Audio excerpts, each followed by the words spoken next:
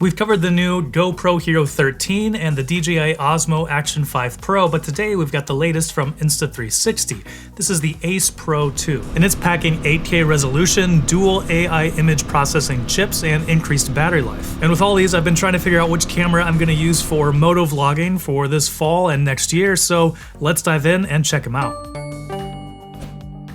Hey everyone, I'm Jordan, back with another 9 to 5 Toys video.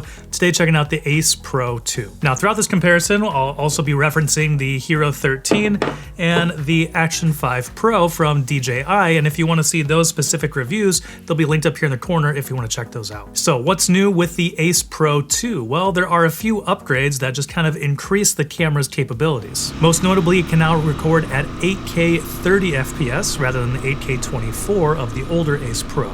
The dual chip system and sensor also improves image quality when filming in low light scenarios. Pure video, which is the recommended low light setting, now goes up to 4K 60 FPS. Additionally, active HDR now works at resolutions up to 4K 60 FPS as well. And on the front here, they have a wind guard, which addresses wind issues at higher speeds. And so it's basically putting a little piece of foam here in the front that covers up the microphone with a hard metal shroud around it. Design-wise, Ace Pro 2 is largely the same as the previous generation. There's still a flip-up touchscreen on the back here, 2.5-inch flip-up touchscreen, has a little screen on front, has the magnetic mounts on the bottom. It is the largest of the bunch, measuring, a little bit bigger than the Action 5 Pro, as well as the Hero13, but it's still relatively compact for everything that it offers. Out of the box, you can mount it horizontally with the magnetic mounts on the bottom. If you do want to mount it vertically, you need to get another attachment, something like this L bracket from Insta360, or I believe they have a full metal cage as well you can get,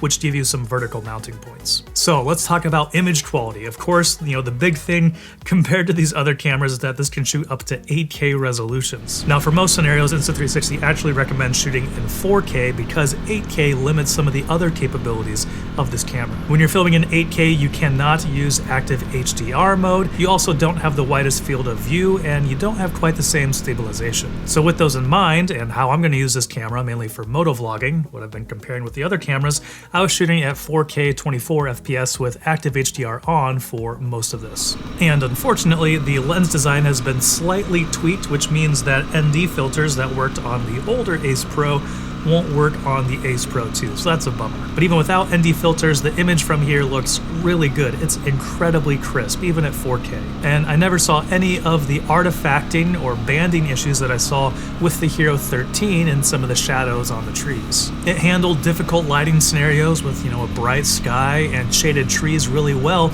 although with active HDR on, I would say that it looks like it is a little bit, artificially enhanced. Kind of like you can tell with iPhones sometimes there's like an HDR mode that's been turned on. It just doesn't look, quite as natural. When riding a motorcycle through a wooded area, for example, I had a little bit of a hard time finding, a natural looking exposure. But for the most part, once I was out riding on open road, the image just looked incredible from this. And moving on to low light, I found the Osmo Action 5 Pro to be a lot better than the Hero13 when I did that review, but the Ace Pro 2 takes low light even to another level. When riding a bicycle through a small downtown, the overall image was brighter from the Ace Pro 2 than the Osmo Action 5 Pro, but it also handled highlights even better. Neon signs and theater marquees were both easier to read than the image from the DJI. So I was really impressed with the low light capabilities of the Ace Pro 2. Moving on to audio, I briefly mentioned the wind guard in front here, but that combined with wind reduction built into the camera itself did extremely well riding a motorcycle at speeds up to 70 miles per hour.